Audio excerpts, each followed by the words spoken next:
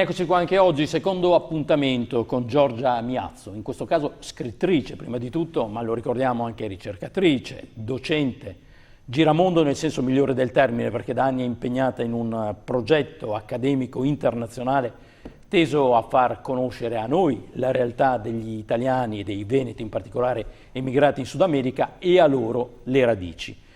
Ma non fa solo questo, insomma, ha veramente girato il mondo, è un'esperienza eccezionale la sua. Il tutto è raccolto in questo libro, una parte è raccolta in questo libro, I miei occhi hanno visto, edito da Il Prato, storie vissute tra popoli immigranti in America, Asia ed Africa. Da dove partiamo? Non lo so.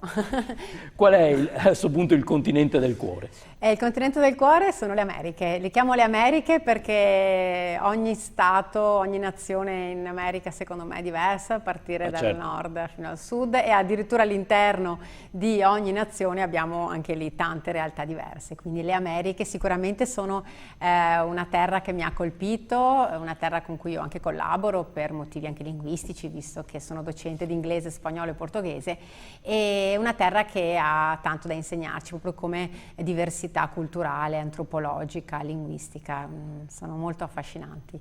Ma scorrendo velocemente alcune tappe di questo viaggio intorno al mondo, l'Angola è un paese di cui non si parla molto.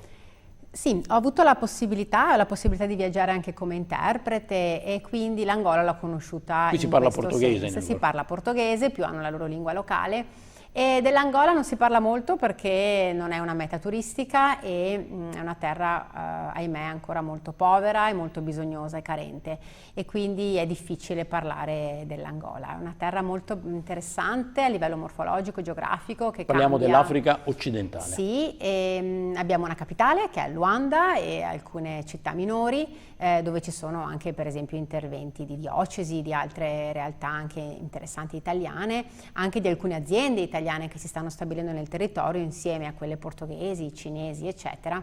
Però l'Angola è una terra molto dolorosa e molto difficile da guardare, perché abbiamo per esempio Luanda, che è la città o una delle due città, insomma, insieme a Tokyo, più cara al mondo. Come è possibile una terra così povera, no? Che sia così cara, dove se non sei un locale, se non sei uno di loro, per vivere ci vogliono centinaia e centinaia di dollari ogni giorno, e quindi per andare al ristorante, per prendere un taxi, per dormire una notte a Luanda non è un affare così semplice. Una terra che è molto arrabbiata con quello che hanno fatto, insomma, hanno vissuto anni di genocidio.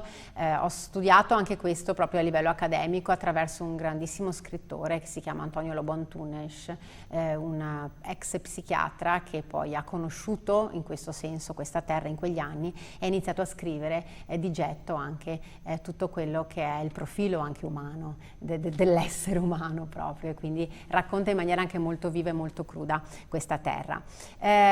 Dicevo che ecco, Luanda per esempio ha un quartiere, per specificare la situazione, che si chiama Bairro da Lixeira, che è conosciuto come il quartiere delle immondizie, un quartiere che non ha le fognature, l'elettricità, rifiuti, non c'è niente, quindi lì c'è bisogno di qualsiasi cosa per aiutare queste persone. È un paese dove c'è anche una forte differenza sociale. Ci sono anche i ricchi angolesi? Sì, ci Angolani, sono forse un 2%, 1-2%, c'è chi è ricco in Angola è molto ricco, abbiamo un grandissimo sottosuolo di diamanti, pietre preziose e quindi probabilmente non è neanche un indigeno. No, di solito no, sono persone di origine ovviamente europea, portoghesi eccetera, e persone che vivono in maniera esagerata. Ho visto per esempio bauli di diamanti che andavano a finire in Sudafrica e con dimensioni che da noi in Europa sono impensabili.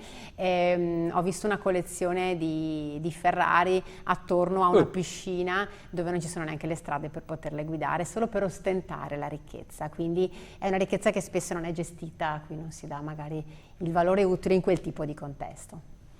Torniamo però a parlare del Sud America adesso, perché nel libro Paraguay è definito mitico ed eroico. Sì, il Paraguay è una terra che è sempre stata un po' dimenticata, un po' nascosta, un po' abbandonata, e ha una storia molto bella, incastonata lì tra altre grandi nazioni latinoamericane, e abbiamo anche lì un'immigrazione italiana interessante. È una storia di persone che hanno dovuto lottare per tenersi questa indipendenza proprio nazionale. Diciamo che convive e vive a volte in maniera anche un po' così in difficoltà con le grandi potenze. L'Argentina, sebbene sia in grosse crisi economiche, insomma una potenza rispetto al Paraguay, al Brasile, un Uruguay che comunque è molto più avanzato a livello economico, e a un Cile, e quindi questa terra è speciale perché è rimasta forse un passo indietro, ma anche in questo senso ha un valore molto forte nazionale di appartenenza.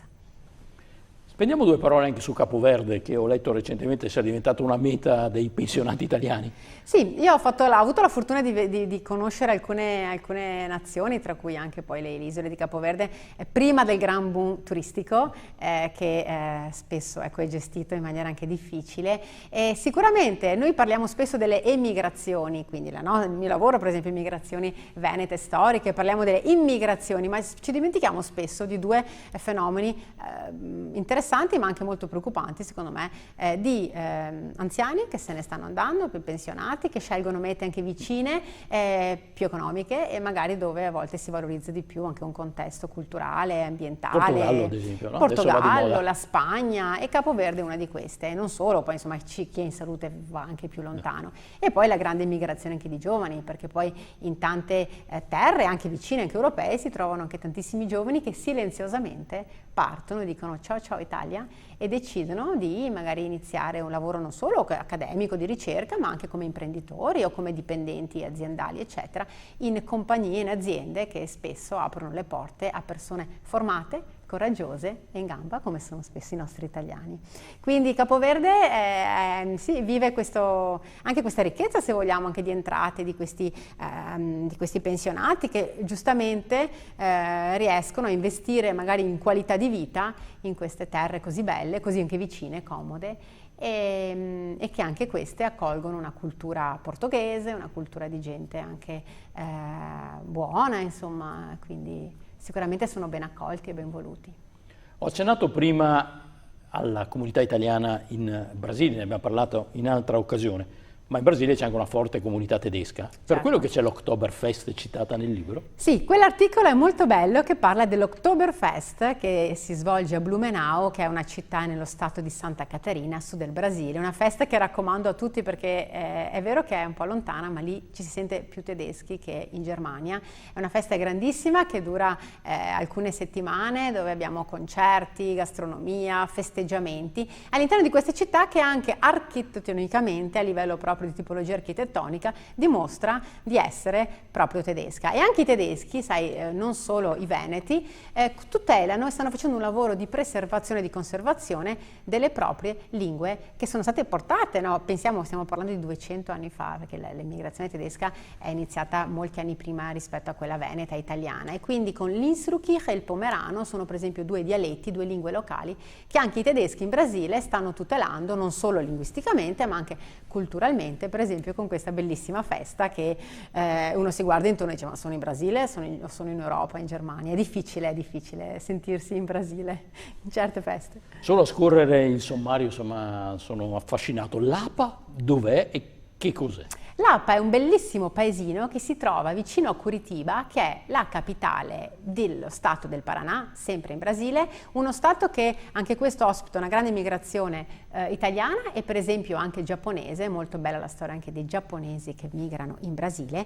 E l'Apa è molto bella perché ha ancora il paese che è mantenuto a livello un po' architettonico come tipologia, a livello coloniale, quindi è molto particolare da vedere. È un Brasile diverso, chi non vuole conoscere le solite mete, insomma, turistiche, è già conosciute, è già note. Questo è un paesino, insomma, che tutela ancora questa bellezza di paesaggio, paesaggistica. E una storia anche che deriva dalla storia dei tropeiros, che sono quei personaggi che con i cavalli portavano le vivende da mangiare insomma, nelle varie zone poi di colonizzazione, quando la gente poi andava a costruire questa America. Quindi c'è una storia legata anche ai tropeiros. Concluderei con il capitolo dal titolo più sorprendente. Noi siamo sempre abituati a pensare ai rumeni immigrati in Italia. C'è un capitolo Veneti in Romania. Certo, abbiamo avuto una grande immigrazione veneta in Romania, che era quella dei boscaioli, quindi andavano a tagliare alberi per poi costruire mobili, eccetera. Pensavo agli imprenditori dopo la caduta del muro di Berlino. No, stiamo parlando di un'immigrazione europea ancora più storica, e questi veneti sono rimasti. Abbiamo comunità ovviamente più piccole rispetto a realtà che abbiamo conosciuto in altri casi, però insomma sono veneti e quindi ma anche loro mantengono il rapporto con la madrepatria? Molto meno, stiamo parlando di una società già antropizzata, e quindi quando c'è antropizzazione si perde quel legame stretto, quell'ideale identitario che per esempio esiste nell'America Latina. Però sono veneti, insomma, e quindi se poi si parla con loro, poi si possono conoscere ancora persone che parlano la lingua, comunque che Ma si Giorgia sentono. Miazzo come li ha trovati? Io sono arrivata in Romania con un progetto per lavorare nelle scuole, ho fatto un progetto umanitario, perché anche la Romania, insomma, ha delle realtà non fortunate come le nostre a livello didattico, scolastico, e quindi ho fatto un progetto con queste scuole per alcune ore di didattica e di conoscenza, ma anche per conoscere l'imprenditorialità italiana e veneta oggigiorno in Romania, e facendo ricerche non posso dimenticarmi dell'emigrazione storica, che secondo me è la chiave di apertura di tante altre porte, anche di lettura, eccetera. Ho conosciuto anche la storia dei veneti, è una storia molto bella. Ma si palesano i veneti in Romania? Bisogna conoscere un po' questa storia, ma ci sono tante famiglie e si sono mescolati, ripeto, però... Ma non è che si trova un bedin o sì, si un trovano, chiozzo? certo, si trovano ancora cognomi, assolutamente, il cognome non cambia, quindi quello è forse la prima marca importante legata all'immigrazione veneta, assolutamente. Non hanno aggiunto, per sorridere, una U in fondo, bedin, in alcuni chiozzo. casi, non tanto come altri casi dell'America Latina, che si parla di situazioni anche più difficili di registrazione, documenti, eccetera, questa è un'immigrazione più recente, però assolutamente non solo nella scrittura ma nella pronuncia, che viene sempre storpiata, perché giustamente nella terra di arrivo si parla un'altra lingua e quindi si cambia anche il cognome in qualche modo. Grazie, e questo e molto altro è visto dagli occhi di Giorgia Miazzo, che è stata nostra ospite e che ringraziamo. Questo è il libro in cui si possono trovare, a spanne saranno almeno una cinquantina di capitoli dedicati ad altri posti del mondo. I miei occhi hanno visto, edito da Il Prato. Grazie, buon viaggio a questo punto, oltre che buon lavoro. Grazie a te. A voi, alla prossima.